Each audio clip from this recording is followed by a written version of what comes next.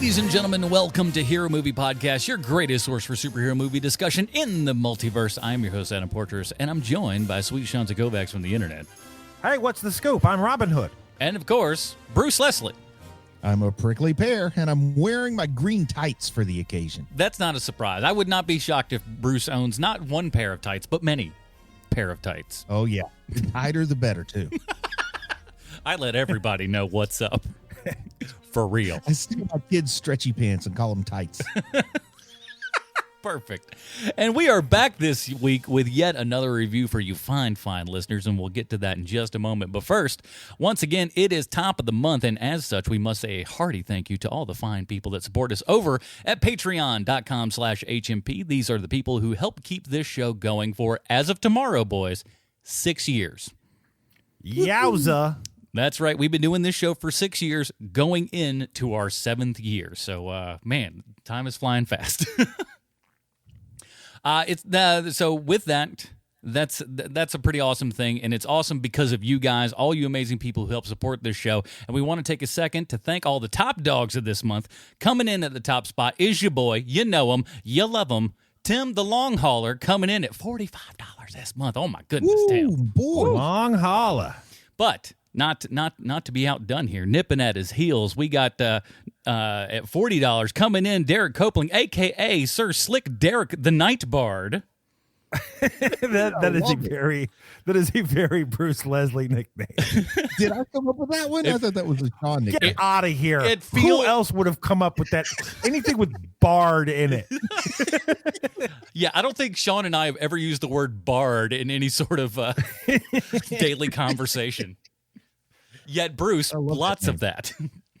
We also got Alex C. and Matthew S. coming in at the $20 level. Gentlemen, we could not be more thankful for that. And, of course, a big thank you to everyone who came in at the $5 a month level, by far our most popular level there. And a big thanks to everyone else who came in at all the different levels. Each dollar does make a difference, and we truly appreciate each and every one of you from the bottom of our hearts. And we do have a couple people to add to this illustrious bunch. Sean, get your HMP nicknames ready here. Oh, man, I am ready. This is gonna take a bit. So get ready. It's going to be good, though. I'm sure. Like, this is something new. We'll see. We're excited. We'll see. So, I have been kind of half-assy when it comes to giving people nicknames. And, I had, this fake boilerplate thing where I sometimes would remember it and sometimes didn't. So, instead, what I am doing from this point forward is that if you contribute to Patreon, and here's the other, we'll get to the other part next. If you contribute to Patreon, and you're going to get a nickname, and you're going to be introduced into the HMP universe by me by retrofitting the big speech from sports movies. All right. So coming in at the $5 level, first up, we've got Brian Kerr. Okay, Brian Kerr. Here we go. Brian Kerr. Great moments are born from great opportunity. And that's what we have here tonight, Brian Kerr. And that's what you've earned here tonight, Brian Kerr. One nickname. And you may listen to 10 different podcasts, and 9 of them might be better than ours, but not this show, not tonight. Because tonight, you are one of us. Tonight, you have earned your HMP nickname. Tonight, we are the greatest podcast in the world because you were born to be an HMPer, a ding-a-linger, and you were meant to be part of this podcast. This is your time, and your days of being alone are over. And I'm sick and tired of hearing about how great the Ringer podcast network is, because tonight we have finally become united with Brian Kerr. This is your time. And Brian Kerr, it is my honor to announce that your new HMP nickname is Doris the Finkosaurus. Doris the Finkosaurus. Perfect. All right. And You can't hear this, Sean, because it doesn't loop back your actual voice to you, but I'm throwing a little reverb on you, and it is making this even more epic. So that's... Ooh. When everyone so do you guys have any enjoy. guess what that speech is from? Mighty Ducks. Close. Mighty Ducks 2. No. Not that close. That's as close as you can get, I think. Slapshot. It is Miracle. Oh, I okay. should have known there that. eventually. The Herb Brooks Miracle on Ice speech. Oh, I could have gotten there eventually. Would have taken a while, but I could have gotten there. I could have started naming movies, and eventually I would have got around to that one. Is it a Star Wars? No. My No. next guess was going to be Slapshots 2. Then I would have been looking for other hockey movies. Like, where are the other hockey flicks in? I don't know. All right. So next up, we got another new subscriber, Peter Correa. Peter Correa. I like to think it's Korea the way that it's kind of spelled. It's spelled with a C, but man, I tell you, like that's a cool name, Peter Correa. Peter Correa sounds like a secret agent. Peter Correa. But here we go. Hit it up. Peter Correa. There's a tradition in podcasting to not talk about the next step until you've climbed the one in front of you. I'm sure getting your HMP nickname is beyond your wildest dreams, so let's just keep it right there.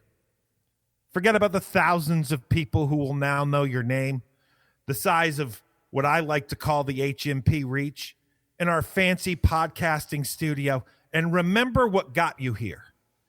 You donated to Patreon, and you get a sweet-ass HMP nickname. And most important, Peter Correa, don't get caught up thinking about winning or losing this nickname.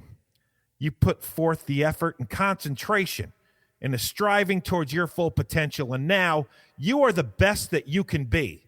And I don't care what other podcasts say at the end of the day. In my book, you are now one of us, and you are a winner. Okay? All right? Let's go. Let's go. Let me hear it. Let me hear it. Let's go. Yeah. Peter Correa, from now on, your HMP nickname is Petey Bag of Balls. Congratulations, Petey Bag of Balls. You are now an HMP winner. Hell yeah. Was All right, that, that's two. That's two. was that from Dodgeball, a true underdog story? No, it was not. No. Bruce is Any just guess, like, Adam? He went to Wikipedia and goes, sports movies. I have no idea. Any guess, Adam? No. I'm Hoosiers. It is. It's Hoosiers. Oh, It's the look at Hoosiers that. I speech. took a That stab. was my second guess. In true Bruce fashion, I was Well, just Adam thinking won. that. Adam won. And we got one more round in the base. Yeah, we got one more. We've got another Patreon subscriber, Neil Adamson. Coming in at the $5 level. Let's hear it. You're Neil Adamson. We're Team HMP gathered from all across America, and we're going to stick together. You know why? Because we are ding-a-lingers, and ding-a-lingers fly together. And just when you think that they're about to break apart, ding-a-lingers fly together. And then when the wind blows hard and the sky is black, ding-a-lingers fly together. And when the wind blows hard and the sky is black, which I just said, ding-a-lingers fly together. And when the roosters are crowing and the cows are spinning circles in the pasture, ding-a-lingers fly together. And when everyone says it can't be done, ding-a-lingers fly together. Now, new ding-a-lingers and old ding-a-lingers must unite to welcome someone new to our formation. And I thought perhaps something like this. Neil Adamson, your new HMP nickname is Chopsaki Chimichanga. Congratulations, Chopsaki Chimichanga. You are now part of HMP. Now that was Mighty Ducks 2. No, that was the first was Mighty Duck. absolutely Mighty Ducks too. Yes. Yeah, it so was Mighty good. Ducks 2. Because you have to bring a new person into the formation. Yeah. Yeah, I love those kind of Bash Brothers stuff, man. Like turning that puck like vertical and then slapping it. Boy, we were doing that playing street hockey like you wouldn't believe. Didn't make much sense, but we were doing it. When I was a kid, we were too poor to afford a puck, and we just played with a day-old biscuit. Day old. So yeah, man, if you too would like to get your name put into like a heroic sports speech, and of course get yourself a fantastic nickname at the same time, we thank you. Do that. So we do want to say a big thank you to all of you fine people who support this show. Really does help make a difference, and we really appreciate that. But I hear you out there. You're going, Adam. And I'd like to congratulate Chopsaki Chimichanga and Mikey Bagaballs and Doris the Thinkosaurus. Welcome to the fold. Indeed. But I know what you're saying, guys. Oh, but Adam, what do I get for helping the show? Well, that's easy. You get the show each week, obviously, but you also get the pre-show, post-show, and you get to vote on a movie that we watch every month. And, of course, you get the Dinger Zone. And let me tell you, right now, we are smack dab in the middle of our Mission Impossible franchise review. Each week, we're giving you a whole new show here. These shows are about an hour long apiece here.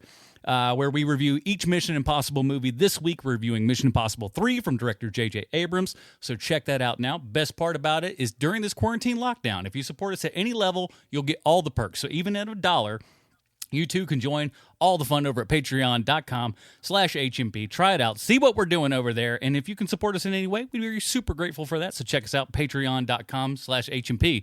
And as we always say around here, everybody, it's value for value. Whatever you get from this show, just put that in dollar form. Send it to us. It's that easy. If you love the show and it disappeared tomorrow, what would you pay a month to make sure that show stays on the air? But if you think that the show isn't worth supporting financially or funds are a little bit tight, fear not. We completely understand that. The main show is always going to be free to download.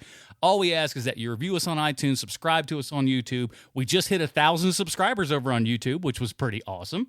And just tell a friend. That's all you can do. At the end of the day, the best thing that you can do is telling a friend for this show. Easiest way to make sure that the show grows. And we keep reviewing superhero and comic book films for years to come. That's patreon.com/HMP. Support us today. And thank you all for supporting the greatest source for superhero movie discussion in the multiverse. That said, boys, we got a little bit more business before we get to our review here. Oh, my goodness. Oh, we got a jam-packed show today. I'm not even going to lie to you. It's huge. We haven't done it in a bit, boys, but we got 2 of them today. Let's open up the old HMP mailbag. Bale's here. This one comes to us from Nelson. Nelson writes, "Hey guys, I loved your review of Initial D. I'm a fan of the manga and love the animated series. The movie was good, but suffered from straying from the comic. Bunta was not an absolute drunk. The manga never really talks about his wife, and I feel the movie tried to address it by deciding that she was dead and he spiraled out of control. No clue. Also, Itsuki was not the son of the gas station owner. They just all worked there. All in all, it wasn't the worst adaptation, and I hope they continue as the story gets more interesting and the pace definitely picks up. Anyway, keep up the good work." That was from Nelson. Thanks for the email there, buddy. Nice. That's not all, though. Next email comes to us from Jim, and this one's entitled, "Sean Kovacs, Asian People Love You."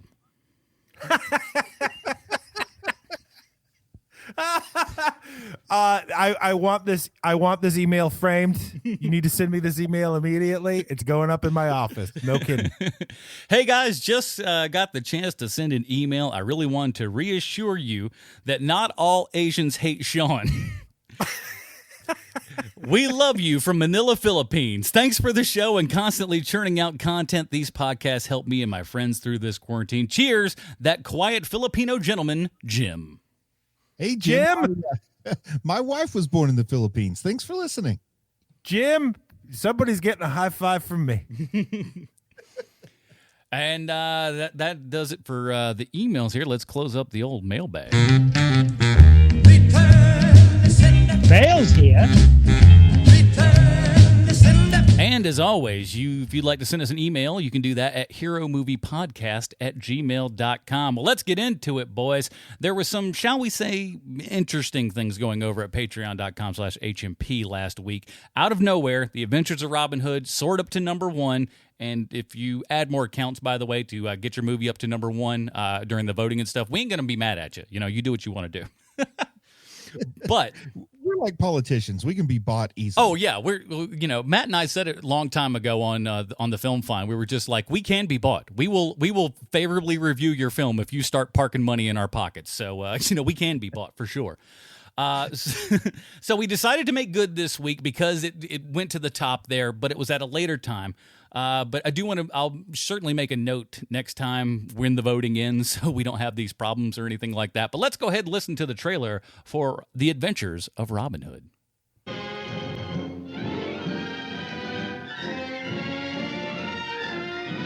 England in In the gallant days when history hung on the flight of an arrow or the slash of a sword, when feudal barons ravaged the countryside to live in pomp and splendor, when one man alone dared challenge the might of his country's oppressors, Robin Hood, outlaw of Sherwood Forest, and his stalwart band, robbing the rich to feed the poor, ready to fight for king, for country, or for maiden fair. Now, this forest is wide. It can shelter and clothe and feed a band of good determined men, good swordsmen, good archers, good fighters. Are you with me? It's Errol Flynn as Robin Hood, Olivia de Havilland as Maid Marian, Claude Rains, Basil Rathbone, and a cast of thousands, reliving history's most colorful adventure. I suppose you realize the penalty for killing a king's deer is death. Are there no exceptions? Will you come with me? To Sherwood? I've nothing to offer you but a life of hardship and danger, but we'd be together. Because I love you, Robin, I'd come. Even a danger would mean nothing if you were with me. Let me ram those words down his throat, Your Highness.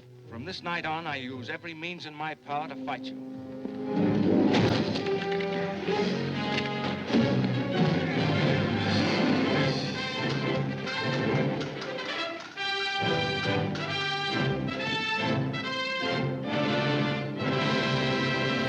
Alrighty, that was the trailer for The Adventures of Robin Hood from 1938, starring Errol Flynn, Olivia de Havilland, Basil Rathbone, awesome name, Basil Rathbone, Claude Rains, and a cast of thousands, directed by Michael Curtiz. But before we get to our review here, you know what time it is, boys and girls. It's time for Bruce's Comic Book Connection. Bruce, what do you got for us this week? Well, Robin Hood is one of the original templates from which so many comic book heroes have been molded. He's the original outlaw fighting for what's right, standing up to the power that rules on behalf of the oppressed, and of course, stealing from the rich to give to the poor. In the abstract sense, he's clearly the inspiration for Zorro, who was, in turn, the inspiration for Batman. Also, what is the Punisher, if not a modern-day take on Robin Hood? Both had everything that is important taken from them. Both oppose the corrupt with lethal force, and both live larger as a legend than in real life. As far as philosophical inspirations go, even the balladeer from the Dukes of Hazzard referred to Bo and Luke as two modern-day Robin Hoods. Then, of course, there are the more concrete characters based on Robin Hood, like Batman's sidekick Robin, who, despite his bird theme, derived his name and original green felt shoes from the legendary protector of Sherwood Forest. There's also Green Arrow, who is about as much of a faithful Robin Hood reproduction as one can ask for, right down to his red-clad sidekick Speedy, who is, of course, analogous to Will Scarlet. There's also Hawkeye, who may take his name from James Fenimore Cooper, but has far more in common with Robin Hood than he does with Natty Bumppo. Let's not forget that Robin Hood himself has appeared in many a comic, because Robin Hood is a public domain character, and there are few things comic publishers love as much as free IP. Now, the first continuing Robin Hood stories were written and drawn by a guy named Sven Elven and appeared in the DC Comics title New Adventure Comics in 1938. There was also a Robin Hood backup story in Green Hornet #7, with the Hornet being another character who has more than a passing resemblance to the old-time Archer. Robin Hood continued to grace comics in the 50s, such as Charlton Comics, who retitled Danger and Adventure to Robin Hood and His Merry Men, starting with issue 28. Quality Comics published Tales of Robin Hood until issue #7, then was bought by DC Comics, who continued until issue 13 and included a crossover with Wonder Woman, making it the longest-lasting English-language Robin Hood series. DC also published Robin Hood stories in their Brave and the Bold anthology series from #5 to #15. In the 1960s, Dell published a couple of Robin Hood one-shots. In 1974, Gold Key Comics produced a 7-issue tie-in with the Disney animated Robin Hood. Eclipse published a 3-part miniseries in 1991, and really the list goes on and on. One question that continues to burn in the hearts and minds of Robin Hood fans persists. Was Robin Hood real? Well, Robert was a very common given name in medieval England, and Robin was its very common diminutive. The surname Hood was also fairly common because it referred either to a hooder, who was a maker of hoods, or alternatively to someone who wore a hood as a head covering. Just by a matter of mathematical probability, there were a few people called Robin Hood, but were any of them the Robin Hood? From 1261 onward, the name Robin Hood occurs in the rolls of several English justices as nicknames or descriptions of criminals, because any robber who wore a hood and refused to give his true name could just be called Robin Hood. Kind of like today, how you might call someone shoplifter t-shirt or dine and dash pullover. Well, the earliest known legal records mentioning a person called Robin Hood are from 1226, found in York, when that person's goods were 32 shillings and 6 pence, were confiscated and he became an outlaw. Historian Oscar DeVille discusses the career of John Dayville and his brother Robert during the Second Barons War. John, along with his relatives, led the remaining rebel faction on the Isle of Ely. John was eventually pardoned, but Robert remained an outlaw, possibly forming the inspiration for Robin Hood. David Baldwin identifies Robin Hood with the historical outlaw Roger Godbird, which would place Robin Hood around the 1260s. And a couple of other theories include Robert Hood, who is documented as having lived in the city of Wakefield at the start of the 14th century, and Robin Hood, who is recorded as being employed by Edward II of England during 1323. Of course, the overarching problem is that Robin Hood was a stock alias used by thieves. So no matter how many real examples of Robin Hood there may be, none of them can live up to the legend. And at the end of the day, it is the legend, not the man we truly love. Yeah, now I had mentioned last week, and we'll talk about it when we get to, like, we have one more email just before we get to our Robin rating. But I just wanted to say that so I could remind you guys to remind me. But I grew up not knowing a lot about Robin Hood. I had actually, up until this point, had actually never seen this movie. And my biggest Robin Hood touchstone is the Disney animated film. Oh, really? The Fox? Yeah. I when I was growing up, that was on heavy rotation. So much so. And I always kind of thought, like, growing up, if you're a boy, Robin Hood is your favorite Disney movie. Like, it's the one for boys. You know, it's not like Snow White or Bambi or whatever. I absolutely love that animated Robin Hood, too, though I didn't get to see it as much as you might have, Adam. Yeah, it was wasn't quite in heavy rotation when I was younger. We had VHS, and like it was played all the time. Like, the music is great, the animation is awesome, and like it's so great to see how much this movie actually, you know, shadows that movie, or vice versa, really. But very cool. Have you guys had experience? Both based on the same set of core stories that have been told orally for hundreds of years. I couldn't imagine Sean being a big Robin Hood guy. Growing up, you're right. I wasn't. My big intro to the mythos, besides, you know, the children's stories and stuff like that, is the Kevin Costner Robin Hood. Mm-hmm. That was big. Which is not great. That is not a great movie. But it's not like I hated it or something. I was just indifferent, you know, like I'm not the type of person where if I don't like something, I hate it. Like, I'm not that person, but I just complete and utter indifference. And to be honest, you bringing up Green Arrow earlier, Bruce, I always thought that, you know, those two characters are intertwined. You know, I think it's DC's version of Robin Hood, really. And that's fine. But because of it, I was never a huge fan. You know, when you've got a guy standing next to Green Arrow who has a ring, who literally anything can come out of that ring, dude with arrows is second place. I got a boxing glove on the end of this arrow. Yeah, that's your go-to for Green Arrow. If you don't like the boxing glove, you're not going to like Green Arrow. Yeah, right. Pretty much. And so, quite honestly, this property, this IP, I guess, didn't really stand a chance for me. You know, I was a Star Wars kid. I was a G.I. Joe kid. Like, that's what I was into. So and full disclosure, I never saw the Robin Hood Disney movie with the Fox. I've never seen that movie. And so I knew, you know, I know the mains, and I get the gist behind the story, and it's a cool story. I mean, quite honestly, it is a cool story. But I'm not someone who seeks it out. And so when this came about to watch this movie, I'll use the descriptor prickly when it came to seeing this movie. Okay. And so I this week I was like hemming and hawing with you guys off air about how like no one's gonna listen to the show this week because of the blah blah blah blah blah. And so I went into it, kind of like, oh well, like I'll see this movie, and like a lot of older films, I have a problem with a lot of them. Like some certain ones sneak through. Like I love Treasure of the Sierra Madre. I think that's a great movie. Mm-hmm. But for the most part, all old movies sound like this, and everybody talks like this, and real fast, and it's curt, and everyone's a stage actor, so everyone talks like this, and everyone's screaming. But I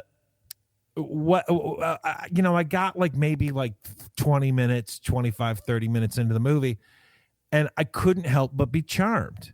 This is a very charming movie. And I understand why people love this era. Now I understand it just through watching this movie. It's not, no one would ever believe that Errol Flynn lived in medieval England. That is not the point of this movie. No. The point of the movie is to make something that is charming and fun and a bit of a spectacle, and the golden era of movies, their version of what an action movie would be. Yeah, you got to understand, this is 1938, so this is 1 year before Hollywood takes off gigantically with kind of, what is arguably the best year for Hollywood cinema ever, that in 1939, that had like your Gone with the Winds and Wizard of Oz and things like that. Well, Olivia de Havilland's in Gone with the Wind. Indeed she is. And this is a full color movie before Wizard of Oz too, and I think that this movie makes brilliant use of color, with color being a new thing. This is like the 3D movie where every single thing comes at your face. Well, this is the color movie where every color is just beautiful and bright. Well, and see, one of the things about that is that this is Technicolor, which was a much superior color format then. And as you saw in this film, man, those Technicolor colors pop so big. And, you'd see that the next year in Gone with the Wind, of just these very bold and bright colors and stuff. And they like, kind of tailor-made all of the costumes and everything towards that. And I'll say this, I am surprised at how amazingly good this movie still looks. They have restored this thing and made it look just top-notch good. There's none of that Technicolor bleed that you get from a lot of older movies. And everything is just real sharp and stuff. So, like, you won't watch this and go like, oh, it looks like a grainy old just nothing, and it's hard to watch. Very easy on the eyes, and it's so bright and compelling that you're gonna look at it. And I think this is one of the best blending. And I'm not an authority by any means. There's tons of old adventure movies that maybe I haven't seen, but like, this is one of the best blending of the stage experience with the movie experience. Like you say they're all stage actors. These sets, none of them have ceilings. These are all stage type sets. It filmed very much like a stage play, but it's done in a way that works really well on camera for me. And you can see why it would appeal to me when I was like 8-9 years old. This is something that kids are going to just be pulled into. Yeah, and I know this is a stupid comparison. I do understand that, but it's the way I was thinking about it as I was watching this movie. Is that when the Brady Bunch is in their backyard, you don't believe for a second that is actually a real backyard. And so for, let's say, 95% of this movie is on stages and it's on sets, and it's part of the charm of the movie. That when they are actually outside, the movie looks very, very different than when they're on stages. And do you know what the stand-in was for Sherwood Forest? California. I'm gonna guess next to the back lot. Chico. They were in Chico, California for the outdoor stuff. There are no trees in Chico today, so that shows you how much times have changed. Yeah, that's not true, but I like to think this was also $2 million. This was the most expensive film Warner Brothers had ever made at the time in 1938. Where there's so many damn people in this movie. I understand. I get why it's so expensive. Is that every single time that camera backs out, there's 50 people in each set. And Bruce mentions the sets. Costumes, like not off the rack kind of costumes here. You got to make these things.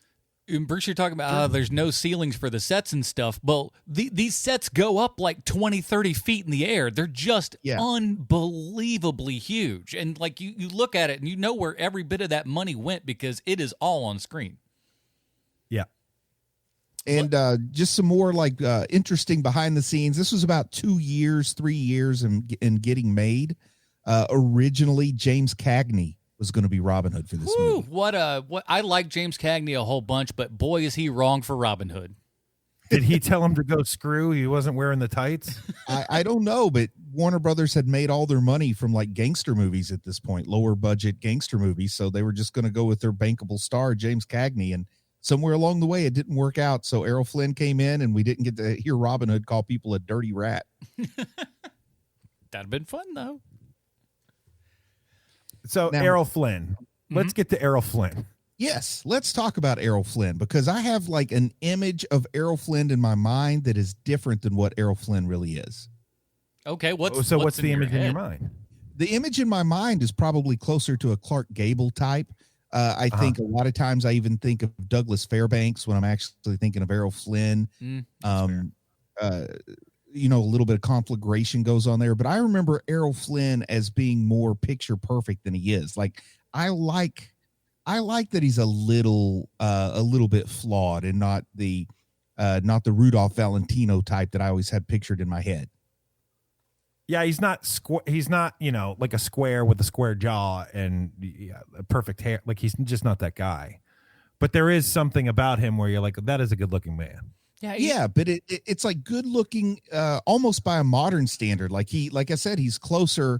There's some differences, but he's kind of closer to a Charlie Hunnam type than he is to a Clark Gable type. And I absolutely did not remember it that way. But unlike Charlie Hunnam, he actually has a personality, and there's reason to like him. I want to like Charlie Hunnam, but Charlie Hunnam's got great personality, man. Go watch The Gentleman again. They're also both Australian, so that comes together nicely. Oh. Proved my point. So I knew nothing about Errol Flynn at all. And so after I watched this movie, I wanted to know a little bit more about him. Do you guys know anything about Errol Flynn off screen? I do not. Not a ton, no. Oh boy. Get ready for a roller coaster. Here we go. So Errol Flynn is basically Robert Downey Jr. when he was going through it. Only times 10, and the law got involved for way more than just listen, you have a drug problem. So Errol Flynn dies at 50 after his fourth heart attack. His fourth heart attack at 50 killed him. You are living it up if you're 50 and you're on your fourth heart attack. You're having a time. Well, the piles of cocaine that Errol Flynn used to ingest probably has a lot to do with that. And he had been kicked out of, most famously, he got kicked out of a Warner Brothers party because he got completely and utterly hammered.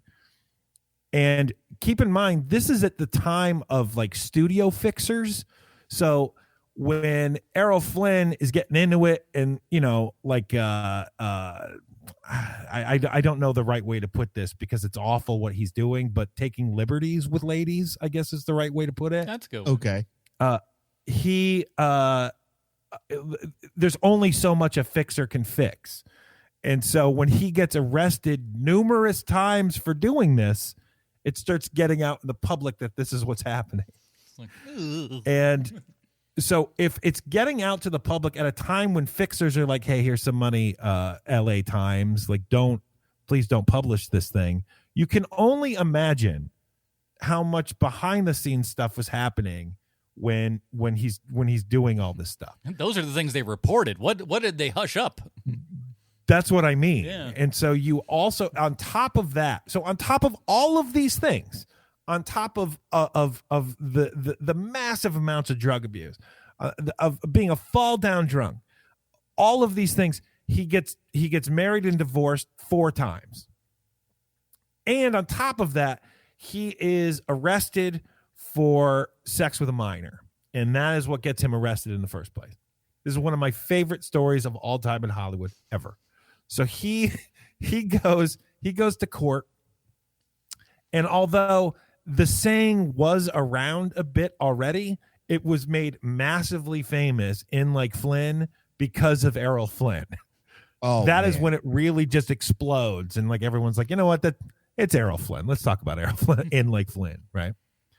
So he gets arrested. He goes to court for statutory rape of a minor. He gets off. He gets off on the charges. He then starts dating the woman who ran the snack bar at the courtroom where he had just been arrested and tried for statutory rape. Oh, you were there, lady, but did you just see what went on? To not learn your lesson, to immediately start hitting on the lady at the snack bar as you are going to court every day for statutory rape. You have literally learned nothing. I like the idea that there's courts out there that have snack bars. Yeah, and that is who Errol Flynn is. Not so hot. Amazing. Stay classy, Hollywood. Yeah. Man. Oddly enough, the more things change, the more things stay the same in many cases. Well, you can't get away with what you used to be able to get away with. Like, that's what. Too bad he wasn't. That's what I took away. You know, just because Elvis and Jerry Lee Lewis, as long as you marry the 12-year-old, it's fine. There's certain things that you just gotta be okay with.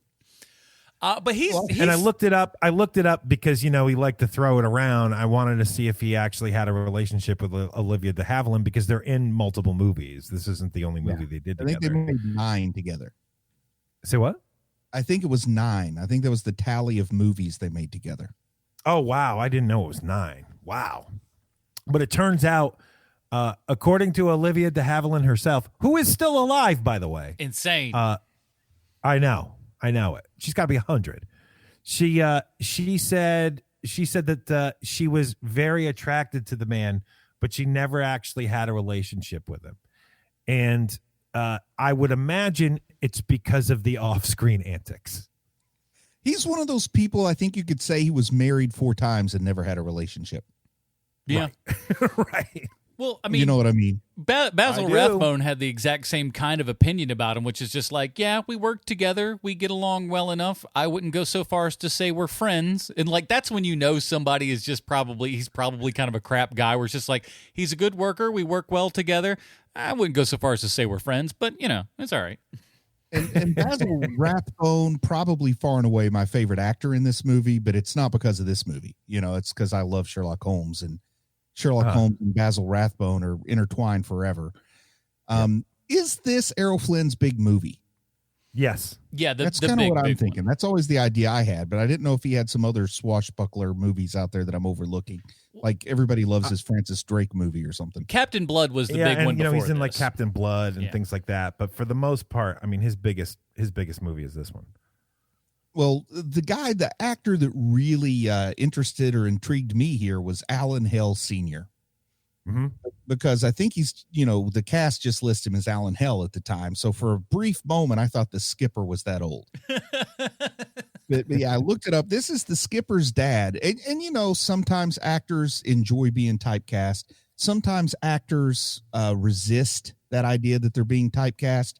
Well, all I'm going to say is Alan Hale, who played Little John in this movie, had played Little John before in a movie, and he played Little John after in a movie. So typecast, not just typecast, but like, you're going to make a Robin Hood movie, I'm your Little John. And you can make a career out of being Little John. And I got to say, man, you know, my sister just had a baby, and that baby looks, it is the same person. Like, I mean, it's like there's no father. It's just a clone of her. Oh, and that is how I feel looking at Alan Hale and Alan Hale Jr. This baby looks just like Alan Hale. Person.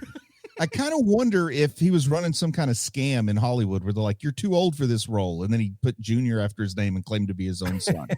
He just got a lot of work done, but really good work. Because Skipper did not look young. Like, if you told me Skipper was 96 years old when they filmed Gilligan's Island, I'd kind of go with it. He probably wasn't actually a lot younger than he certainly looked back then. He was 24 in season 1, I read. No. Oh, my Lord. Bob Denver, 14 when Gilligan's Island started.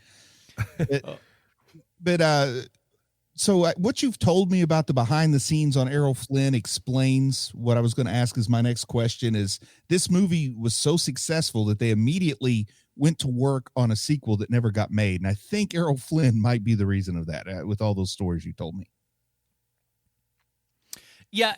My guess is that when, like, you know, they just kept running into it where, like, look, we can't make another $2 million movie, you know, and especially with when your lead actor is this troubled. I mean, there's no getting around it. This man is a mess.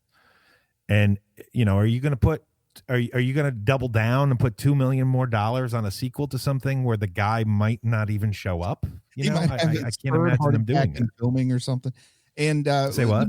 I said he might have his third of 5 heart attacks while you're filming. Right, exactly.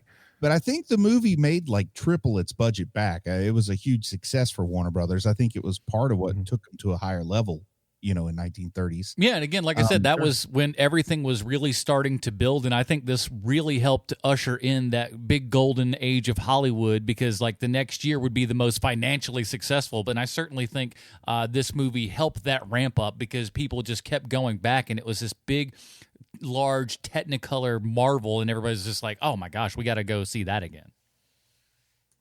Now, I think the money that was most well spent on this whole movie out of the whole budget, I read that extras were paid $150 a piece to put like this bunch of balsa wood over a metal plate under their shirt and get shot in the chest with an arrow.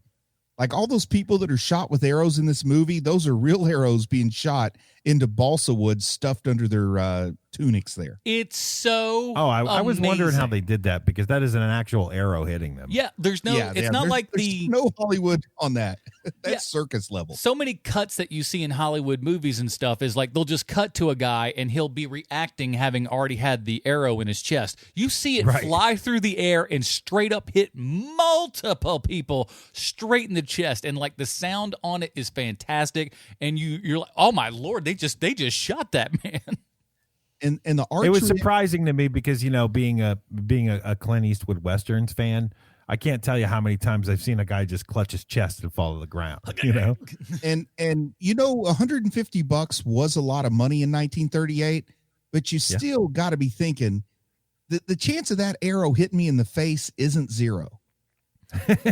You know, like you probably don't live through that shot if it's a few inches to the north of where that pad is. Yeah, but at the same time too, they weren't letting Errol Flynn actually shoot them. They had like a real, you know, proper bow masters and stuff. The archery expert is a guy named Howard Hill, who, from all the descriptions I read about him, were just around this movie, but the guy sounds like an archery legend. He really split the arrow. They had him split the arrow for that scene, you know, when he's at the archery contest. And of course, Errol Flynn is not who's shooting that, but Howard Hill, the stunt coordinator / archery expert. Like, how many guys are good at those two things? I don't know, maybe a lot. But he's the one who took all the trick shots with the arrows. He actually split an arrow for this movie.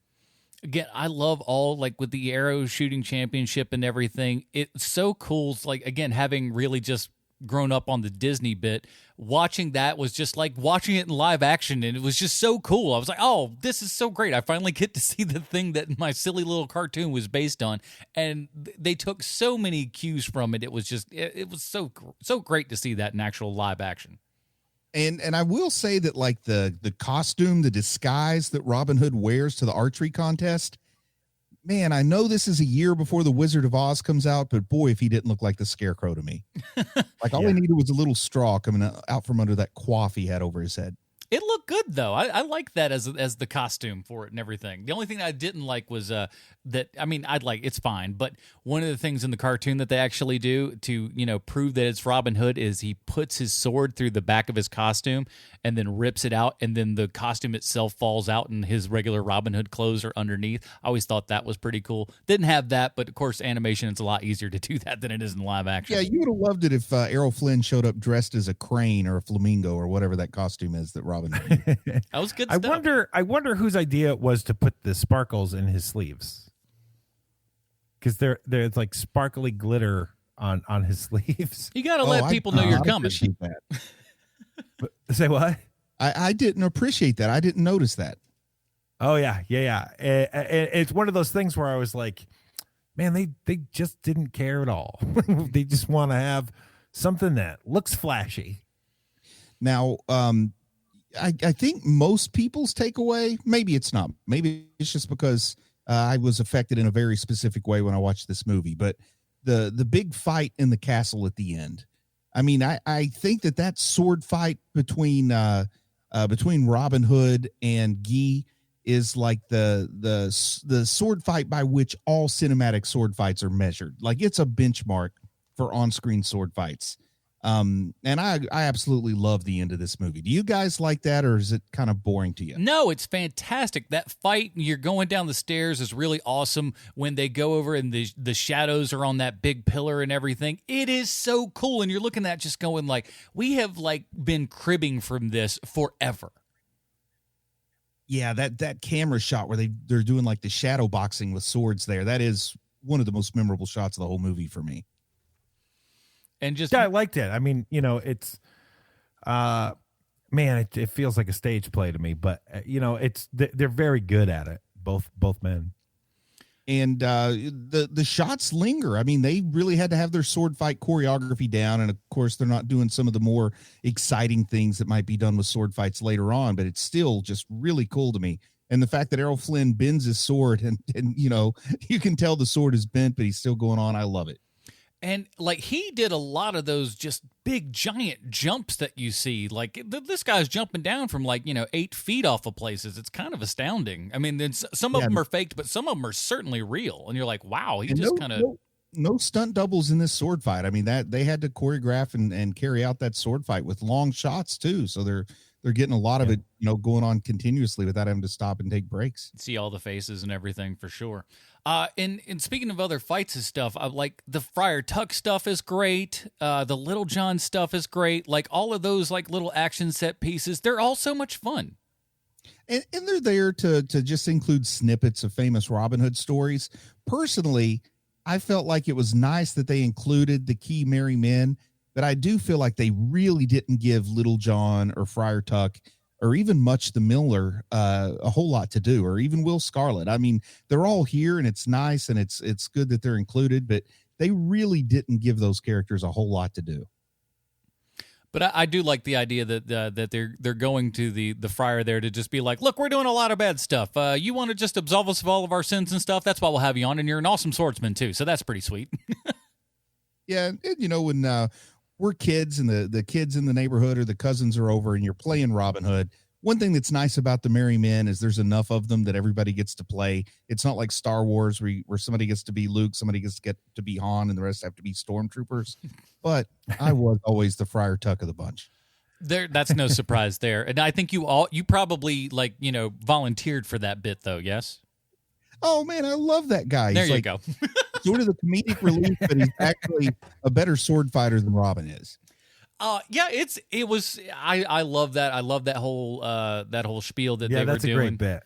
And I love that this is at least the first time that I can remember seeing a lot of this, where the kind of band of merry men. There's so many of them.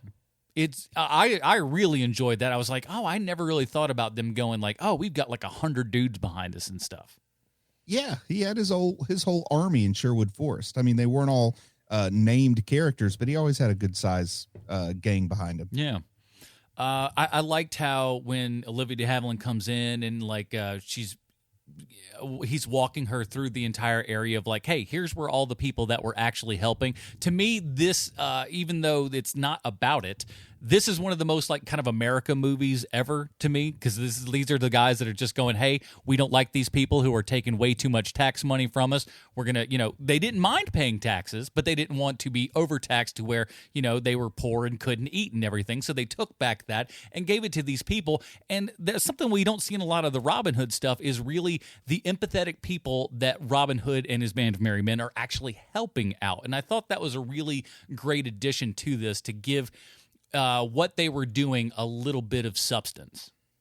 Yeah, they're the whole reason for the character. Yeah, I think they address that well.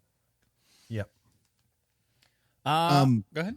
What did you think about the score here, Adam? This is one of the first movies that ever used a symphonic score. The score was good. I think the biggest thing that I think I paid far more attention to than anything else was the sound design, because sometimes when the arrow sounds fantastic, sword sounds, I'm like, ooh, that is on-set sound, and that is not fantastic. Yeah. So I wish they would have. I think that's where I kind of lied more than anything on that.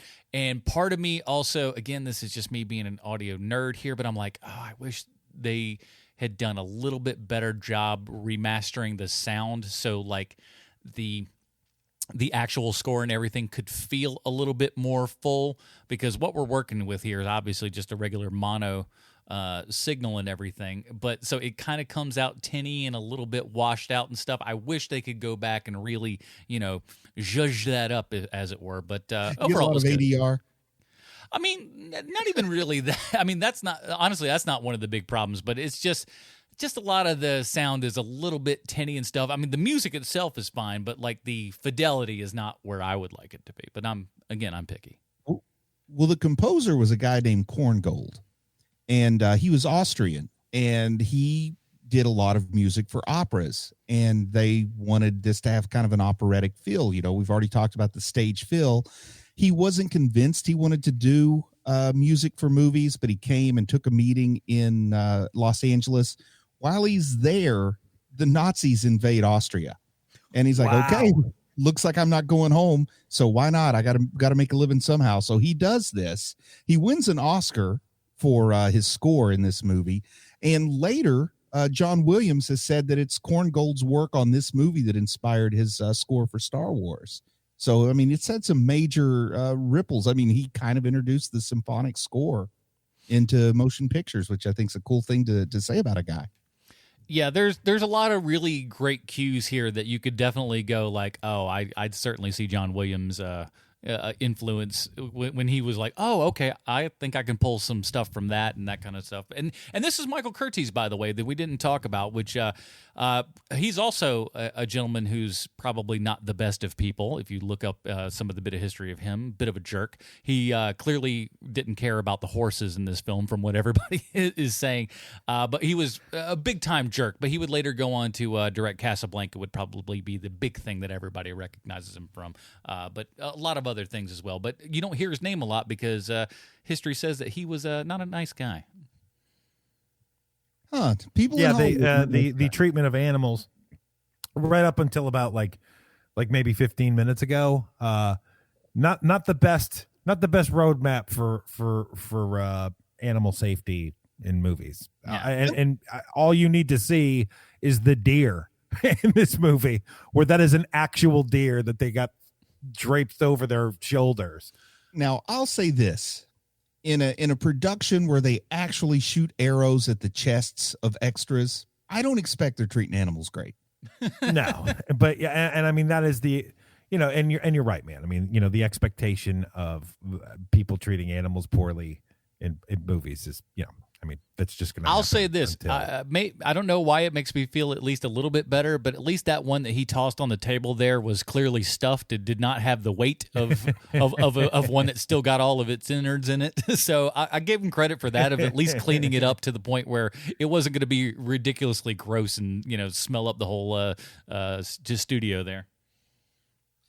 Now, this movie wasn't the #1 box office winner in 1938 as a whole. But I thought it was real interesting that there were a few states. I guess they broke it down by state in 1938. But Robin Hood was the #1 box office draw in 1938 in the states of Kentucky, Tennessee, West Virginia, Alabama, Mississippi, and Arkansas. So it had some kind of real rural appeal to it.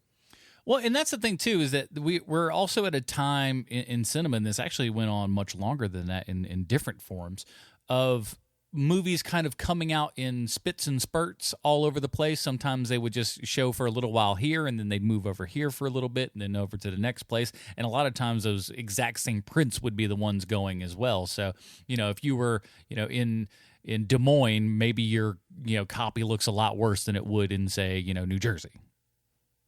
Yeah. And that's a practice that went on for a while too. I mean, that wasn't like something that was still going on as long as movies were on film. There were still places that didn't get first run. Oh yeah, I mean all the way up. I mean, really, there's still a couple cases of it happen around in the 90s and stuff, and that was one of the reasons that George Lucas helped push a lot of the digital stuff, because he was mad that like a lot of these prints that kept getting played and played and played looked like garbage. But with digital, at least the first time, the last time, it's always going to look the same every time, which is a good thing. There's and that's a whole nother conversation for another day about 35 versus video and everything, but it certainly helped over the long haul. Yeah, as a kid who saw E.T. in about year 2 in Hazard, Kentucky, that film was pretty worn out. Oh, and that was, and I'll be honest with you, that movie has the ranking for the top number 1 spot of all time, just of consecutive number 1 weeks in a row. For E.T. There was I think 6 months or something where it was like number 1. You couldn't stop that thing. So I'm sure by the time that you got that one, it had been well played out. Because it's a wonderful movie. Oh, it's one of the best. I love it so much. Probably no surprise to anybody either, but this movie did win 1938's Oscar for art direction. Yeah, no surprise there. Okay. It's good looking. Okay. Now, yeah, I just had a list of the awards it won. It won 3 Oscars, and art direction and score were 2 of them. Now, before we get to our rating here and, of course, our Stallone connection, before we do all that, we do have to get to an email here from Brian, who may or may not have had anything to do with the hanging Chad debate that we had going on in the show last week. And here's his email. It reads as follows. Guys, I'm excited about the impending podcast, but Adam referred to the film as a Disney film. If you watch the Robin Hood and it's got the animated title role, you're watching the wrong movie. I think I was, if I had said that, I apologize. I think at least my intention was to say that was the one I was familiar with the most. So, Robin Hood, and it's I'm sorry, I read that. If you watch the film where the protagonist walks into a banquet hall with a stag and don't come out thinking it was the ballsiest move in movie cinema history, you have no soul. Or maybe you've seen more movies than me. Yes, the dialogue does get hokey at parts, but the exchanges in that scene are brilliant. Many have mocked the name of the character Dickon in Game of Thrones, but we have a Dickon here.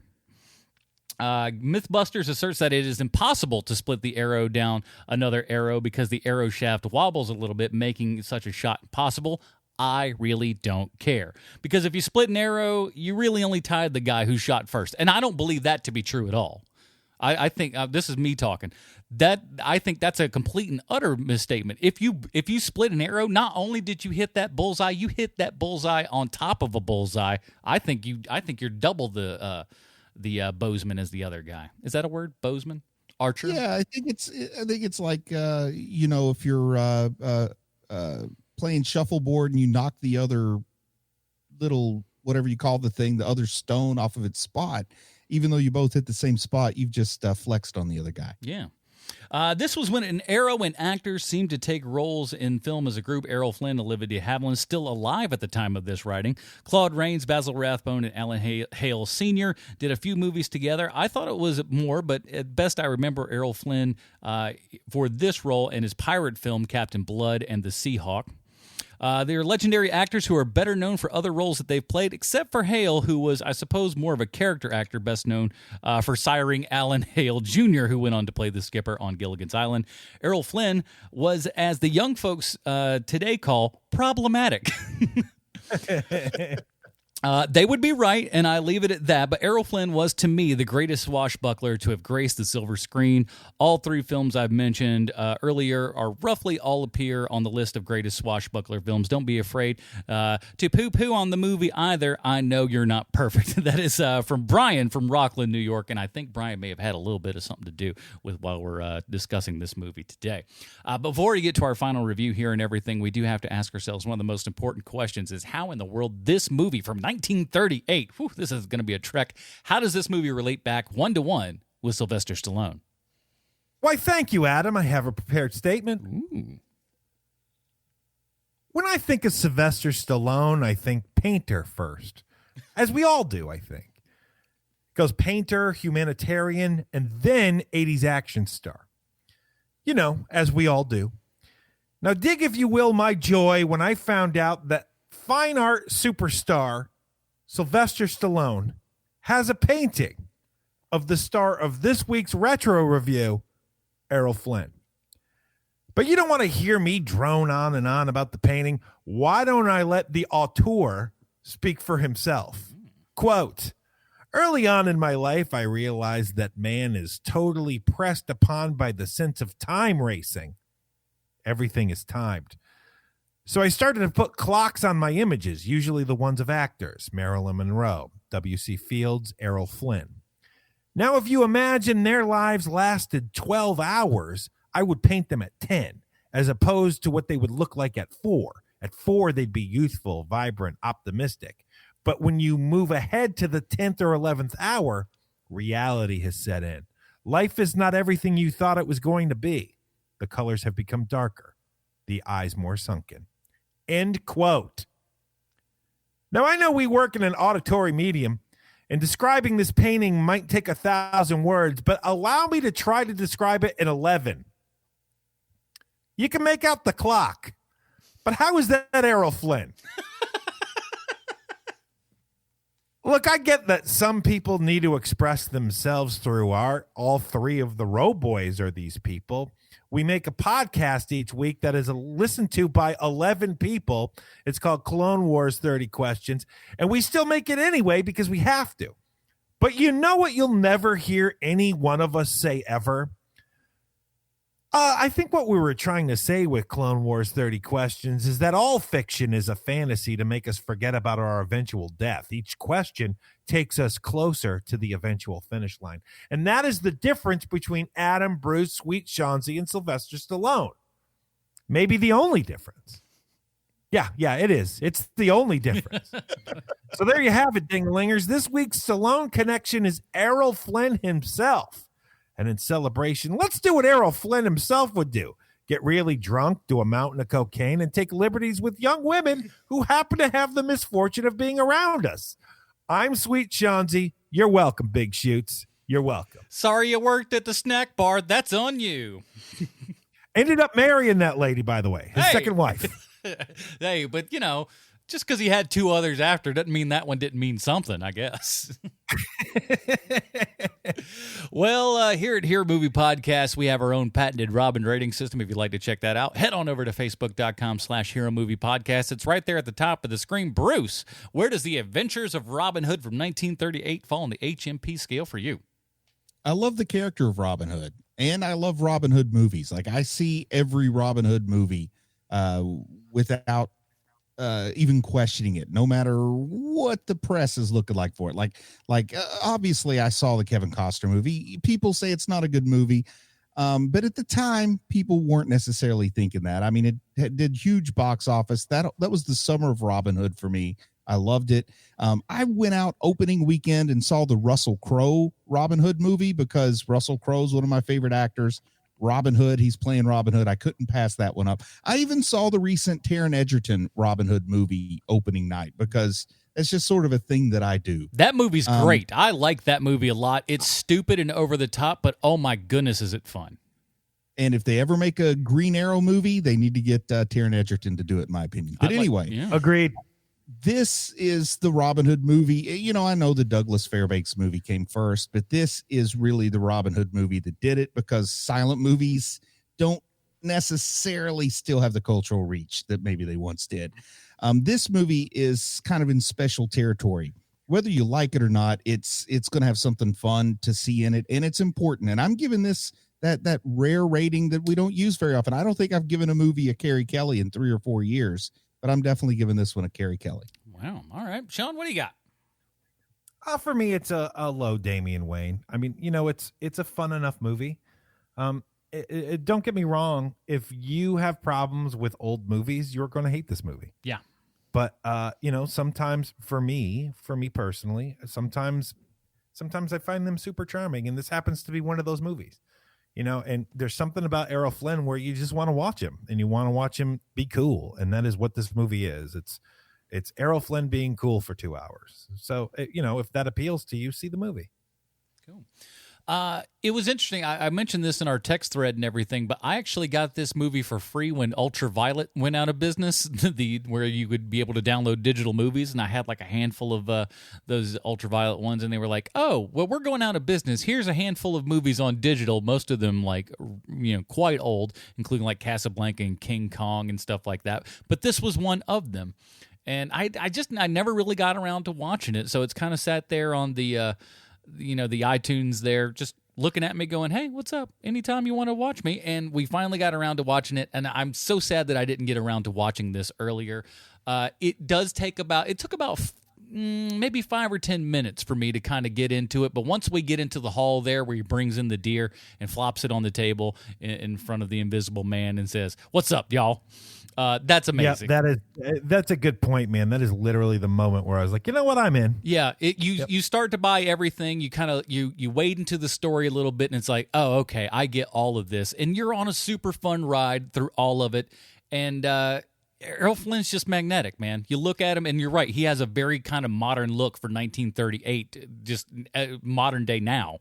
It's really cool. The fight scenes, again, you're going to see stuff that, is way better than that nowadays, but, that's also what, 70, 80 years of history will do to you. You know what I mean? Yeah, it's the limitations of the movie. It's what's going to happen. But, man, I can't believe how much of a great time I had with this. For me, this is a big Tim Drake. Good, nice, solid Tim Drake. I had a lot of fun, and I'll definitely be watching this in a while. I mean, not next week or anything, but maybe in a year or so, I wouldn't mind popping this in and having a good time with it, because it certainly is that. It's a lot of fun. Cool action set pieces.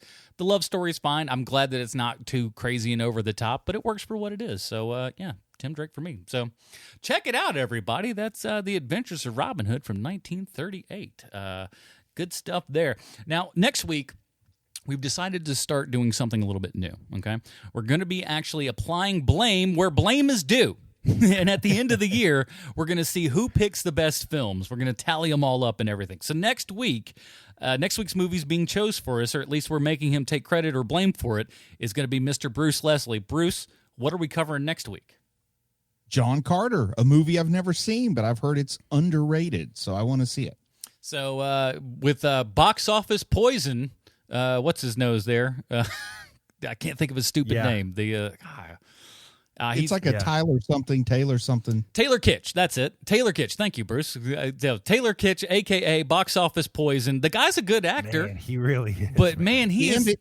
Yeah, exactly. It's like that was terrible, and but he's attached to a lot of movies that tank despite him being a fairly decent actor. So we'll see whether or not you guys should have seen John Carter of Mars, or just John Carter. They wouldn't put the of Mars on there when whoever had it initially. They were like, people won't see it if it says on Mars in it. Well, people didn't see it no matter what, so I don't know that would have hurt it. But we'll be talking about that one next week. In the meantime, Bruce, where can we find more of your work on the internet?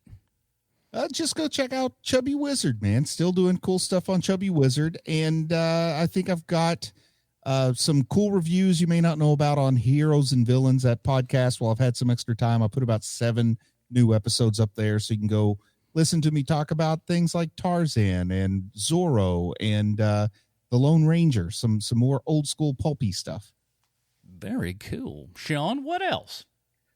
Well, we're about to shutter up the Clone Wars 30 Questions podcast. This week is the last episode of Clone Wars ever. And if you have a subscription to Disney Plus and you are not watching the last 4 episodes of Clone Wars, you are doing yourself a massive, massive disservice. It is terrific. And we talk about it in the form of 30 questions, and it's Clone Wars 30 Questions. The 3 of us are on there talking Star Wars. Guys, it's so good. Even if you just watch these 4 things from this, just do that. If you're a Star Wars fan, you are going to be wildly, wildly entertained from it. So it's amazing. I mean, it honestly is amazing, these last 4. Can't believe what they're doing over there. So we'll be wrapping all that up. And of course, check out the Film Find, dropping around about 30-minute episodes per week. Me and Matt have been kind of chopping up a storm over there, doing all kinds of things that you can find on streaming right now. So check that out at the Film Find, wherever you find finer podcasts. That is it, everybody. Thank you so much for making the past 6 years of this show fly by, and with any luck, the following years will fly by as well. Again, thank you to all the supporters over at patreon.com/HMP who keep this show going. And we'll see you guys next week when we're talking John Carter for Sweet Chauncey from the Internet. Bruce Leslie, my name is Adam Portrais, reminding you to stay super, everybody. Bye, Marty and Evie. All you has done is to